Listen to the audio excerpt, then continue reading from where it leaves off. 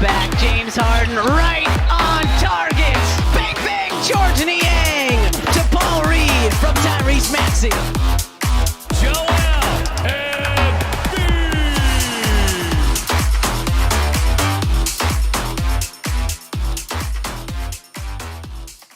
What is going on, guys? Welcome back to the Pick Swap Podcast. No James here today, but you still got me with you. We're going to jump into some more offseason talks, some expectations, some ratings. And before we get right into it, I do want to introduce a very special guest, Sam DiGiovanni. Sam, what is going on, my guy? Not much, man. I'm really excited to talk Sixers with you. Yeah, absolutely. So before we get fully into it, let everybody know what's a little bit of your background. What do you do? What do you got going on?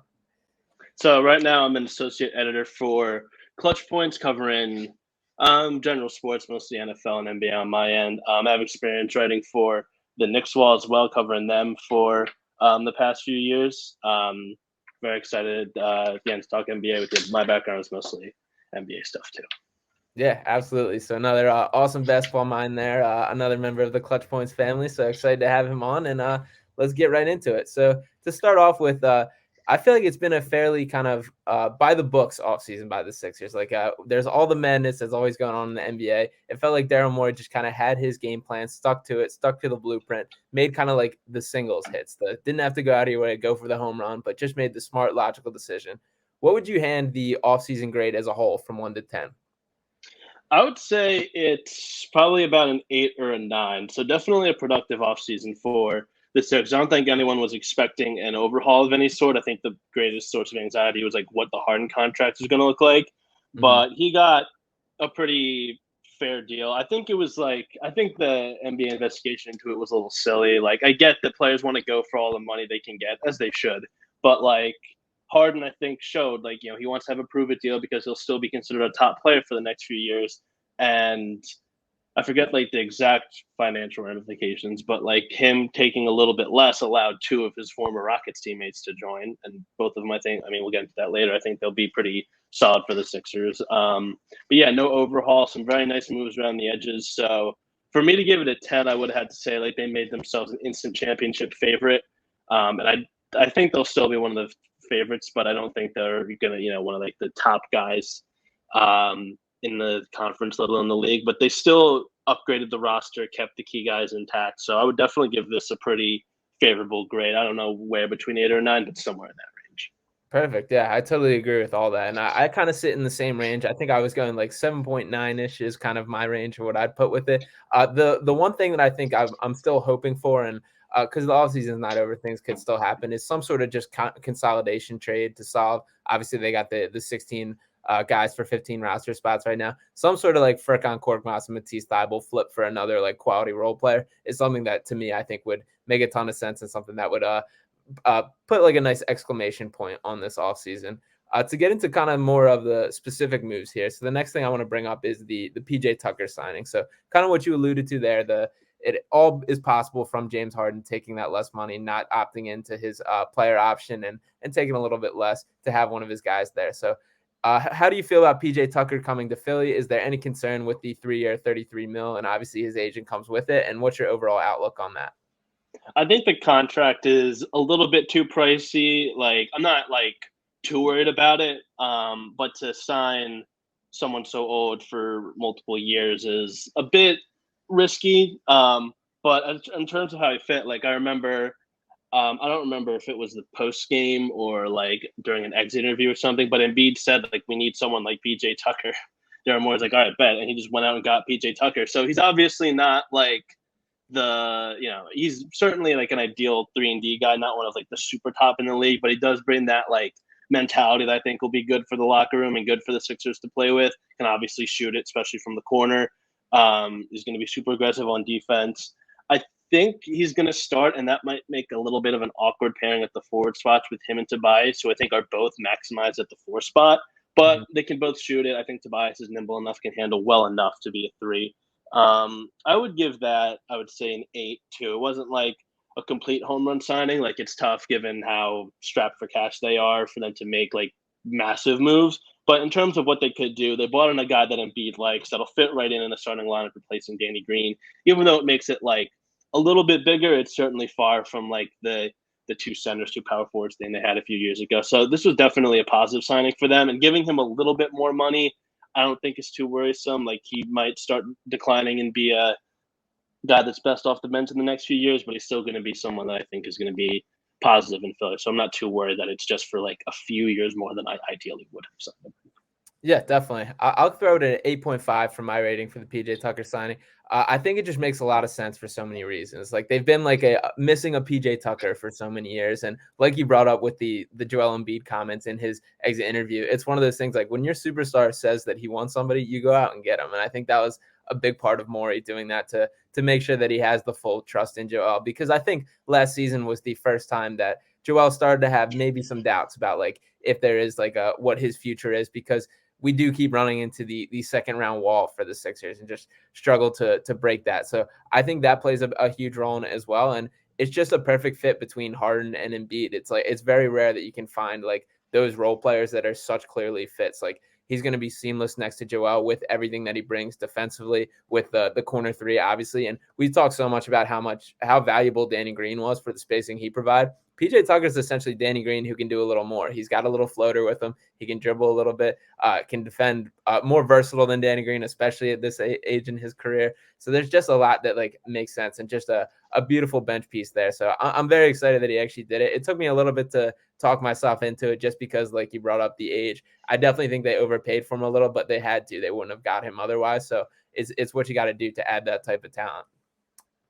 The next move I want to bring up is the DeAnthony Melton trade. And I will give away, this is my favorite move of the offseason, one I think keeps going under the radar. So for Danny Green and the 23rd pick, they flipped the pick that became David Roddy. They flipped for DeAnthony Melton from the Grizzlies. What were your thoughts when that happened? And looking forward, what's your outlook on it?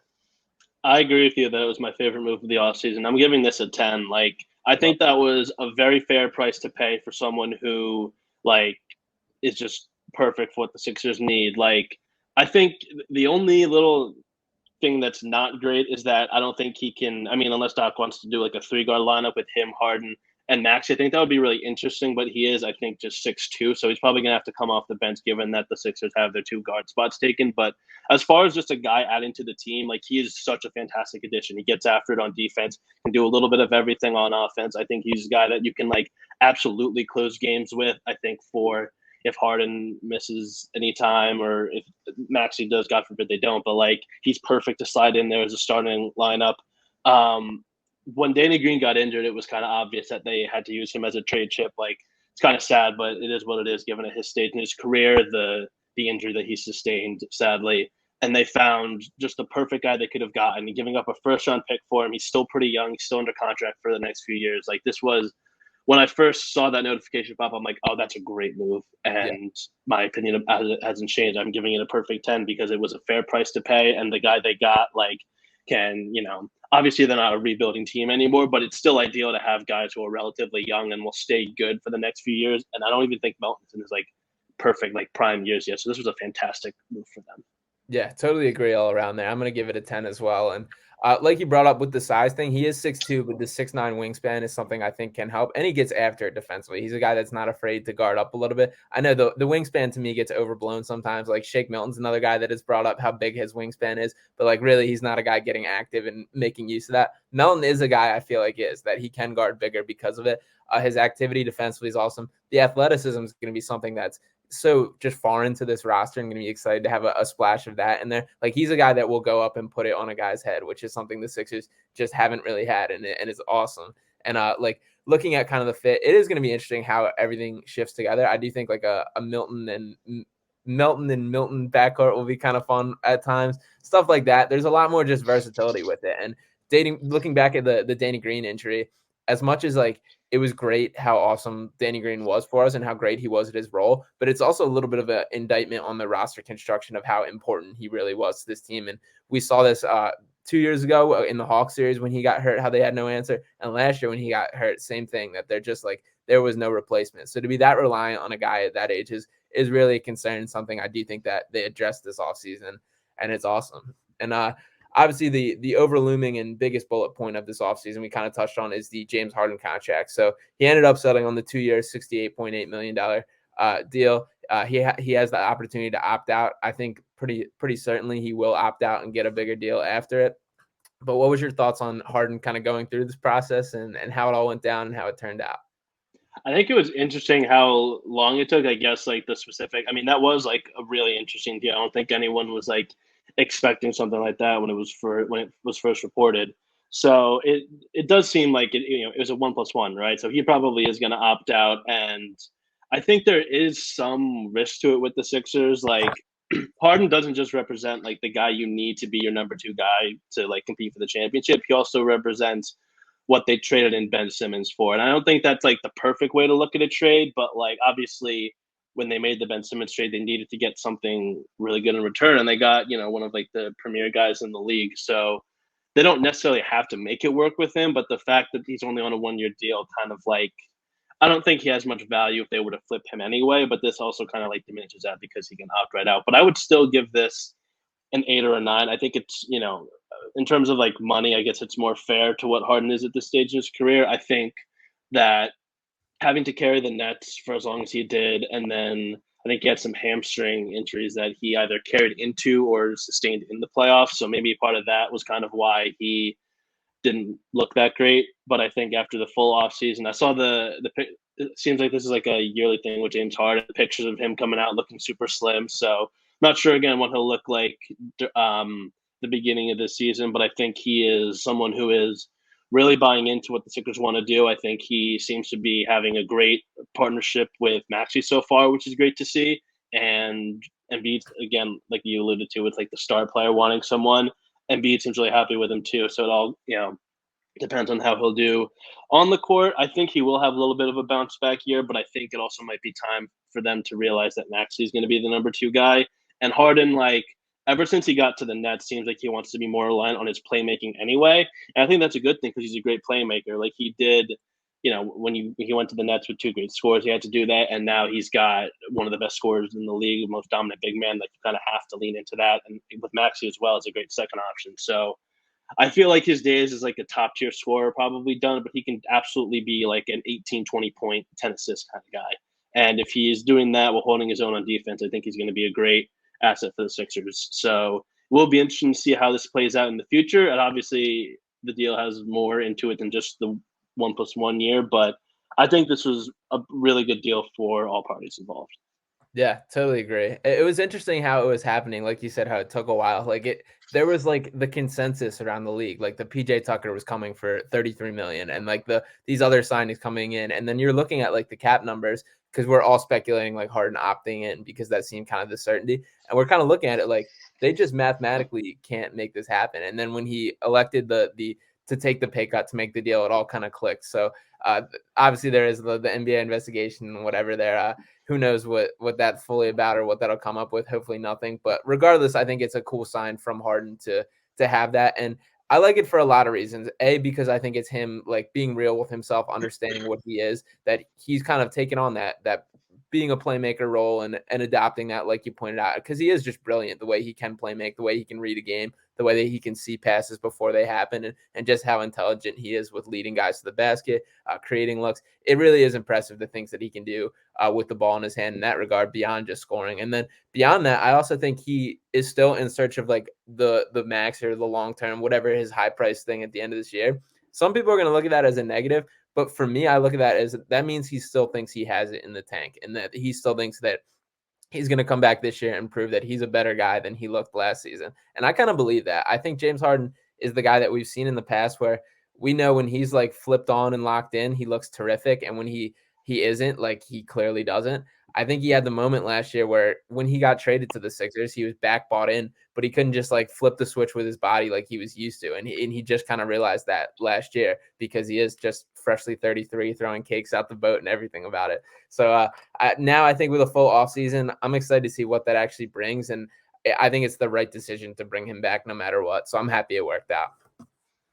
Yeah, I think he has sort of a game. Like, I think it was kind of a wake-up call, like you said, with him getting injured. He didn't look as, like, kind of powerful as he used to be. Like, he's never, I think the conversations about him is usually that his game, people thought like it would age well because it doesn't rely on, like, Westbrook-like athleticism, but he certainly needs to be as strong as he can be to generate separation on his step backs to be able to get into the lane to get his floater off. And I do think the full off season and buying into like winning now, like obviously can't speak into what his mindset is. I don't want to be too much of an armchair psychologist, but I do think he's starting to realize like what's best for him, and that as he gets into the twilight of his career, his best use is to set up the younger stars that he has around him. So I'm really excited to, and I feel like he's also like at that stage in his career where he realizes like the championship means the most to his legacy. Like he's going to be a Hall of Famer. He's obviously going to go down as one of the most like fondly remembered players of this era.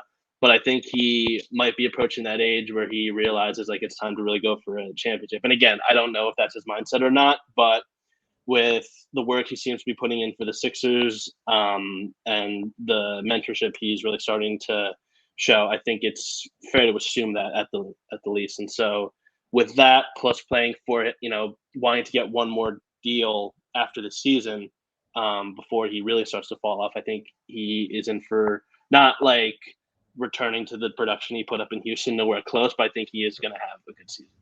Yeah, no, totally agree with all that. And we'll shift gears a little bit to jump into some expectations for this season. A little more general, what seed do you think the Sixers will be this year? I think that seeding is kind of tough to project because of injuries and because of like strength of schedule and stuff like that. Mm-hmm. But I would say it's fair to assume they should be top 4. Mm-hmm. I think it'll be, unless I'm forgetting someone, them, the Celtics, Bucks, and Heat that I think are in kind of, am I forgetting anyone in the top class of the Eastern Conference? Nets are always the question mark, but however you want to throw them in there. It's so tough to, it's so, I guess KD's coming back, and Simmons, he should be back after having a full off season. But yeah, there are so many questions around that team. They certainly have the talent. That's never been the question. It's just about how they use that talent. But anyway, the 4 teams that I mentioned, I think in any order, I can see them being near the top. So I think the Sixers could, like, now that they have some really solid depth, I think it's not out of the question to consider them being the top seed again, with an improved Harden, with another step from Maxey, potentially having, Melton, who will probably be up there in minutes, having another, obviously adding someone like Harden, you kind of need to like readjust, even though he helped a lot getting, from the, Simmons wasn't providing anything and he at least was able to play. But I'm sure there's some chemistry that needs to be built. So I think it's not out of the question for them to be the 1 seed, but I also think they're at the stage where like they don't care about getting the 1 seed. Like they're not the up and comers anymore. They're the established playoff team. So I can see them, leaning heavier into, resting certain guys on certain nights. So I think they should be a top 4 seed, somewhere within that range of the Celtics, Bucks, and Heat. What about you? Yeah, I agree with that. I personally have them 3rd. I think the Bucks and Celtics are both a little bit of a notch ahead of them in terms of just a complete team and top level talent and everything that goes into it. I do buy into the Sixers' logic of just the way they're building and just constructing a complete team rather than we've seen the star hunting, we've seen the just swing for the fences, just building with the mindset of like getting a connected team, guys that fit together. I think is the right call here and the best way to optimize everybody. I think they're over, like you said, the caring about seeding. Like as long as you got a ticket into the playoffs, like you got a chance is the way that it should be looked at in my mind. And I hopefully that's what it is for them. And that's how it should. We've even seen like them when they super went for the 1 seed, obviously the year they lost to the Hawks, like that backfired there because the whole mindset was like, you don't have to play the Bucks and the Nets. Like you didn't even get to either one of them. So I think it's a little bit of like comes off a little cowardly and backfires when you're trying to nitpick your thing. So at the end of the day, it's basketball will win out and we'll see like when they get in there what exactly happens. So I won't get too caught up in that either, but it'll be interesting to see how it shakes out. I guess another question I'll throw at you is, will Joel Embiid win MVP this year? See, this is something that like the NBA, I feel like keeps their MVP criteria vague so that we can have these conversations and it's not like straightforward, like on purpose. Can he win? Absolutely. Like he is clearly on another level as he's shown these past 2 years, and he is putting up some incredible production. Will he though is another question. Like, voter fatigue I think is real, and obviously no slant to Jokic, but I don't think the media is going to go for the Nuggets again unless they prove to be like an actual powerhouse top seed. Embiid will certainly be in the conversation. And I think should be probably one of the favorites. Like, it kind of has to shake out about like starts at the top. Like, I can see maybe now that the Celtics have like emerged as like a true contender. If Tatum has a great year and puts up production, I feel like the media might lean more towards him. I think Embiid will certainly be in the conversation. Again, it's, you just can't predict the voters, and it would suck for him to, exit his career without an MVP. Like, there are plenty of guys who have been like super close and don't have it on their resume, but they played at an MVP level. And for Embiid to be in the stretch that he's in right now, for him to not have that hardware, especially because the Sixers' chances of winning a title, like Embiid's chances of winning an MVP, are much better than the Sixers' odds of winning a title. And I hope that he gets that accolade. He's been super deserving, and I think it's tough to ask because you never know what the voters will value. There's always about this like the first year was availability is the best ability, which is not true. Ability is the best ability. It obviously helps to play, but no one is looking at someone like Mikal Bridges and putting them amongst the best NBA players just because he plays all the games. It's absolutely ability, and Embiid's obviously up there, and then he plays more games and they still give it to Jokic. So you can never predict what the voters is. He absolutely can win an MVP. He's talented enough. He's on a good team. It just needs to break. Things out of his control need to go right for him to win. It's very frustrating how much the goalposts have kind of changed, and especially last season, how he was regarded as the consensus favorite for almost the bulk of the season, and to see that kind of slipping away at the finish line as he's continuing to compete for that scoring title, which he got, and you could tell it meant something to him too. So it was frustrating to me to see that slip away, and I don't know, like you said, it's pretty much impossible to predict because he absolutely will put out the type of level for MVP. It's just whatever the voters are looking for and whatever. I do think that nationally, I don't think he's regarded in particularly high life. I think the flopping around, the free throws, all gets portrayed in a very negative fashion toward Embiid, which fair or not, I just don't think guys love that as much. As it's not as aesthetically pleasing, I think, as it is to some guys, even though it's ridiculous the things he's capable of doing on the basketball court. There's also the pessimistic side of me that thinks those past 2 years were his firm resume for it. Those were he built the team up. The team was good. His stats were ridiculous. He was carrying the team without Ben Simmons for the bulk of last year. And there's also the weird middle ground that voters seem to look for, where a team can't be too good or you're ruled out, but you have to have this much usage. So it's very just odd, and it's frustrating to me what the award has officially become. But I definitely hope he gets one just for the sake of him getting one and having that on his resume. To transition, absolutely. So I was just going to say, I agree with you completely. He absolutely is deserving. And I feel like some part of him has to realize, this is probably the most prestigious accolade he'll win, because the championship is so hard to get and out of his control. And even the MVP is too, but at the very least, he knows he can go out there and dominate whatever the defense gives it him, which he can. I'm never one to take him for granted. He is I feel like I say this a lot, to myself when I'm watching him. He is the biggest and most skilled player on the court. It's just such a hilariously unstoppable combination. And now that he even got the scoring title last year and it didn't matter, but he is certainly asserting himself as one of the very best players in the game. And it is just so much fun to watch. And we've been saying, it's stuff out of his control that are going to hold him back from the MVP award. But again, like I was saying, some part of him I think knows championship is going to be really hard to get. The team isn't super built for it, and even then you can't control how everyone else plays. But MVP is the thing where he can at least get the production, and he's certainly someone that wants to win. He's not just somebody who wants to go out there and stuff the stat sheet and not win. He absolutely wants to win. But I do think there has to be some part of him that knows the MVP is going to be the crowning achievement of his career potentially. And I think he is. I'm sure he's already super motivated. I don't know how many times he can get snubbed and just be oh, whatever. I'm hoping this is the year, because unfortunately he's not going to play like this forever. He can obviously be great for the next few years, but I don't know. I just hope everything falls his way and he eventually takes home the award, because he is absolutely deserving. Yeah, me too. And it's so impressive just the player he's become, the layers he's added year after year. And just thinking about like the guy he came into the league as versus what he is now is so special to watch him develop. I also like last year being up at school and kind of had to just stream and scrap to watch games in whatever ways I could find. So a lot of times I would end up with the like opposing teams announcers, and it would always like be surprising to me how like shocked they always were, like how good Embiid was versus like the things we kind of become numb to, like watching him on a nightly basis. So I think that kind of means something too, that he isn't like doesn't get the credit nationally. That it is crazy the things that he can do. To swing it, we'll talk a little bit about his co-star here. And James Harden says, I want to set an over-under for you here. Points per game. Do you think he's over under 23.5 this season? I'm gonna say under. I mean, it depends. Like now that he's at full health, does he want to return to being a 25-8, 25-10 guy, or does he want to and maybe it's not totally up to him. It's probably up to Doc and the coaching staff as well. I'm gonna say under, but I still think his efficiency could bounce back. He didn't have the greatest like shooting splits when he in his first like half season in Philly, so I think he'll be under 23.5, maybe even under 20, but with better shooting splits.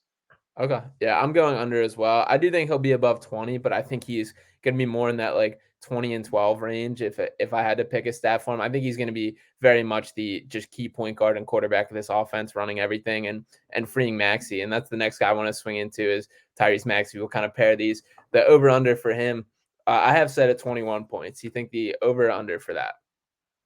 I am very confident that this is going to be over. I think that the chemistry he has with Harden and he's another guy just like that's such a joy to watch. Like watching him work off of Harden with the speed he has, like cutting off the ball, the quick step he has, the confidence he has in his shot. Like he came around as a now like a really good shooter from deep. And I think he's in for a really big year. I think he may be like even a fringe all-star candidate, like as long as the Sixers are near the top of the standings, which they should be. And I think again, it's up to Harden, it's up to Doc, but I think if they want to remake Harden as sort of more of a playmaker than a scorer first, he's going to be feeding Maxey a lot. Like he's going to be finding him on the perimeter. He's going to be finding him cutting back door, beating his guy because he's just so dang fast. I think he's in for a pretty big year. I would not be surprised if he's in the 24 points per game range. Wow, I love that. I also have the over on this, and I agree with all your logic there. I think one of the, I guess, storylines that hasn't gotten enough attention is just how much Harden has freed Maxey up to just flourish as a scorer. Because as much as we kind of had him pinned in this box as like a point guard because of his size, because he's a little undersized, that's not his game. He's not a guy that wants to set people up. He's not naturally best at it, and he did a decent job filling in when obviously the Ben Simmons hole and things not here, but like at his best and at his most natural on the basketball court is scoring the basketball. And we're getting to see that at a much higher rate with Harden being able to pick up the playmaking slack and just like a guy that continues to just endear himself to the city of Philadelphia. He was at the Phillies game the other day. He was at the Union game this weekend. So very cool to see him making his celebrity rounds. It was at the Rum Classic, obviously played in that, which was super cool. And one of the things that he's talked about through all these kind of media realms, whatever you want to call it, the routes that he's taken, but talks about working on his self-creation, which to me is super appealing, that if he can become the guy who is like their late shot clock kind of go-to scorer and the touches that Embiid doesn't get, that's awesome. And I think that trio of Embiid, Harden, Maxey is pretty much like obviously the core of this team and exactly what we're looking for. So I think that all kind of fits together. And to me, I think that's what kind of gives me the hope for this Sixers team moving forward. Would you agree with that? Absolutely. I don't remember how exactly this was framed, but I remember there was a report in the offseason that the team was looking to build around those three guys that you mentioned. And for Maxey to be in that, I think shows like the faith that the front office has in him and the coaching staff. Like, he's obviously with the Kevin Durant trade talks, he's obviously like the number one like name that people go to as like what would work in a potential trade because the Sixers don't have any other picks to trade. And obviously any team would be happy to build around Maxey. But I think the reason another big step is coming is because the front office believes in him, knows that James Harden isn't built to be, the whole offense more, or even like a number two guy next to Embiid. And we'll see more about that when the games start. But I think the front office has a ton of faith in Maxey, and I'm super excited to see what he does in year 3. Yeah, 100%. He's definitely captured the hearts of Philadelphia very quickly, and it's been awesome to watch. Massive fan favorite, yes. Oh yeah, for sure. Because he's such a joy, personality-wise, play style-wise, Yeah. just the way he plays. It is just Hmm. awesome. To swing it to guys a little less under the shine, my question to you here is, what bench player do you think will be the most impactful this season? I think it's so assuming the starting lineup, we know it's going to be Embiid, Tobias, Maxey, and Harden. I think Mhm. it's pretty confident that Tucker slides into the last spot. Yeah. Melton, maybe if Doc. I think he was. I'm pretty sure he was the head coach of the Clippers when they ran um, Shea, Pat Bev, and Shamit. I think that was their three guard lineup when they like surprised everyone and made the eighth seed a few years ago. So I don't know if he wants to revert back to that with Melton, like you mentioned with the wingspan. Like he definitely could guard up, but my guess is that Melton comes off the bench as like a high minute six man. So I think it's definitely going to be him, not just because like they are going to play him a lot, but because I think he is like probably the most dependable guy. Like I don't know how many other guys on the bench I can depend on to be like reliable on both ends of the floor as much as he can. And I know his stats don't pop off the page, but he can really do a little bit of everything. He can shoot. He can handle the ball a little bit. He's a heads-up passer, and like we've been alluding to, he's a great defender. So I think he is going to emerge, and he might even be like a six man of the year favorite. Again, a lot of that kind of depends on like how good the team is, but with the impact he can have, I can see him having a slightly bigger role in Philly than he did in Memphis, and I think he is going to emerge as like what he probably might emerge as like maybe even their fourth best guy Yeah. behind. I mean, Embiid and Max are obviously up there, and then maybe Tobias or Harden. But I think he's definitely going to emerge as one of like the key guys, and it's just the fact that they have two guards is why he's coming off the bench. So I would definitely go with him. Yeah, I'd agree that Melton's my answer too, and I also definitely agree that I think he's gonna more nationally show what he can do here in Philly than he got a chance to in Memphis. I think Zaire Williams pretty much kicked him out of the role by his emergence there, and Memphis is just loaded with kind of that kind of archetype of player, which the Sixers have zero of. Like the guys that Yeah, like the Dylan Brooks, the Desmond Baines, the Jaren Jackson, the guys that are very versatile, can play different positions, can guard, do a little bit. Like DeAndre Melton is very cut from that mold. The Sixers are the opposite of that in their roster construction. They've got guys like Furkan Korkmaz, whose job is to just shoot threes or play a little yeah, point guard last year. And Matisse Thybulle, job is to just play defense. So it's cool to have a nice, well-rounded guy that can do a little bit of everything. And I think he is going to play a major role because of that. The two guys that I brought up there, Matisse Thybulle and Furkan Korkmaz, it's going to kind of lead into my next question. But what's your overall thoughts on them? Do you think either one of them cracked the regular rotation this year? Or do you think Daniel House is the guy that kind of kicks both them out? I can see House being the guy that kicks him out. I think they signed him to a 2-year deal, if I'm not mistaken. But regardless, he is like kind of a Morey favorite, and he is someone that I think has the potential to be a better two-way player than either one of those guys. I think they'll still find at least minutes in the regular season. Obviously, playoffs is a whole different story, but I don't think I think he'll emerge as another top guy off the bench. House will, and I can see him like jumping them in the depth chart perhaps, but I don't know what the exact rotations will look like. I think he will probably like stay even with them as like someone to use like situationally off the bench. And obviously that would kind of like knock them down in the, standings for Doc Rivers.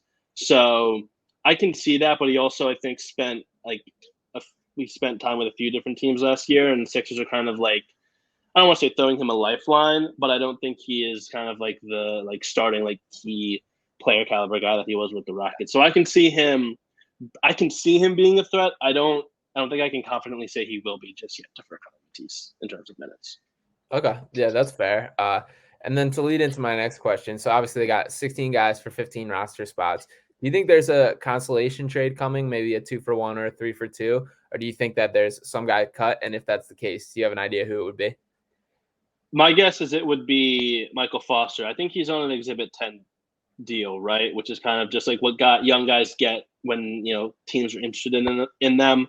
I think a consolation trade would be good for them. Like it would be interesting to have them, have Foster or someone who could bounce back and forth between the G League and whatnot. But I don't think the Sixers are like at that spot where they're gonna like try to get a flyer guy that they can depend on. I can see a consolation trade. Maybe I think House does give them more leeway to trade Furkan and Matisse in a deal, and I forget what angle I wrote this editorial on, but I wrote of like one of the key things the Sixers should do before the season starts is trade Matisse. Like before they have to extend him, which I think the deadline is a few months away. I think it's like the day before the regular season. So I think it makes sense for them to like, either invest in him, see if he can improve, or trade him eventually, because I mean, I'm someone who like I was excited when he got drafted and like the promise he's shown, but he just hasn't developed. He is, I think slipping down the rotation. I think the House signing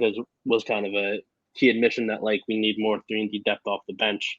And Matisse can certainly bring it on defense, but we know on offense, like his best spot is probably as like the Bruce Brown role as like a guard playing as a big man. Like I feel like he knows how to move and is athletic enough to finish like in the paint. But like if that's the best you can do and you can't even be a respectable shooter, it's going to be tough to buy minutes. So I think a consolidation trade is probably what's best for them. But I think most likely they're just going to waive either Foster or Queen. Yeah. I think it's probably Trevelin Queen would be the most likely if there is a cut, which would break my heart because I love Trevelin Queen and I do think there's a spot for him in the league. I personally am very pro the consolation trade. I would love packaging Matisse and Furkan for something just because it's two guys who are obviously have one thing that they do. Like that just doesn't work in the postseason if we're trying to pick like a postseason rotation. I don't think either of those guys are good enough to cut it. So to me, I'm willing to like take a loss on a deal for one player if it's like even if it's a perceived loss in a trade, if it's a guy that you think is more playable, to me, it's a win. And especially with Matisse, I've been very pro trade Matisse. And like you said, when they drafted him, like he was a guy I was excited about. He obviously has the eye-popping plays, makes some impressive defensive, just things that are crazy that he pulls out and is able to do. But the lack of offense and just the really regression that we've seen on his confidence in his shot. And to me, it's just, I don't ever believe that he can be a positive playoff player. And like, to me, that's the writing on the wall. You got to move on, especially with the contract stuff. I don't think the Sixers are going to be able to agree to an extension with him. And they're kind of in the pickle where, like, if they extend him now, you then can't trade him for a little while. And also, like, if you let the contract wind down, like, then he's going to be a free agent at the end of this offseason. I don't think there's any team looking at, like, when you make a trade for a guy on an expiring deal, you're kind of looking at him as that's the missing piece to our playoff rotation. I don't think there's any team around the NBA that's looking at Matisse Thybulle as that. So I think it's kind of a now or never if you're going to trade him, and I would like to see it happen for sure. Yeah, and it's obviously not going to be at the same level of the Ben Simmons thing of like when he will get traded. Like obviously there was massive anticipation about what was going to happen with Simmons, and to a much lesser extent, I think with Matisse, like I think that uncertainty is not going to do him any good. He's already someone who isn't confident pulling it from three. And now he is probably unsure about where he is, if he's going to be a part of the team moving forward, if they're just looking for a place to like trade him, if they're trying to get like the right package for him. So I think like for his sake, I feel like he's gone at least by the trade deadline, but it's definitely, I think, better to like move on from him now and like come into the season with a more like solidified cast. I hope the Ben Simmons thing wasn't like too outlandish, but it is kind of like a situation where like the future is uncertain. I feel like that might get into his head. And I think that the Sixers would just be better off not doing that. Yeah, I agree with that. But overall, very positive offseason. Something I'm very happy with how things went. And like I said earlier, I'm happy like with all the nonsense going around, trade rumors, everything. The Sixers just stuck to their blueprint, made their plan, and now it's time to see it through. So, Sam, I appreciate you coming on tonight. Before we get out of here, make sure to give a shout out where everybody can check out your work, follow you, and everything. You got your Twitter there, but give everyone the full spiel. Twitter is pretty much where I'm at right now, running for ClutchPoints right now. But yeah, Twitter at DiGiovanni. Give me a follow there. And Sean, thank you again for having me, man. It was great talking with you. I appreciate it. Yeah, absolutely. One of the best writers in the game right now. So you guys make sure to check out Sam's work. Appreciate you for coming on, and we will talk with you next time.